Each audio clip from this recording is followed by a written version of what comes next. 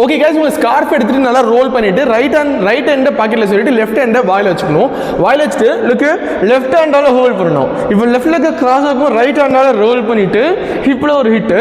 இப்போ right leg open பண்ணும்போது right சைடில் ஒரு கேட்ச்சு, லெஃப்ட் சைடில் ஒரு கேட்ச்சு. இங்கே வந்து ஹேண்டை த்ரோ பண்ணணும்.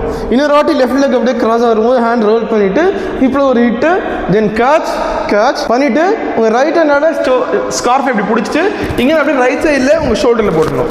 இங்கேருந்து உங்கள் ஸ்கார்ஃபை லெஃப்ட்டை எடுத்துகிட்டு திருப்பி ரைட்டில் க்ளோஸ், திருப்பி லெஃப்ட்டில் எடுத்துகிட்டு ரைட்டில் க்ளோஸ் பண்ணிவிட்டு ஃபுல்லாகவே ரைட்டில் 2 டைம்ஸ் இப்படி புஷ் பண்ணணும்.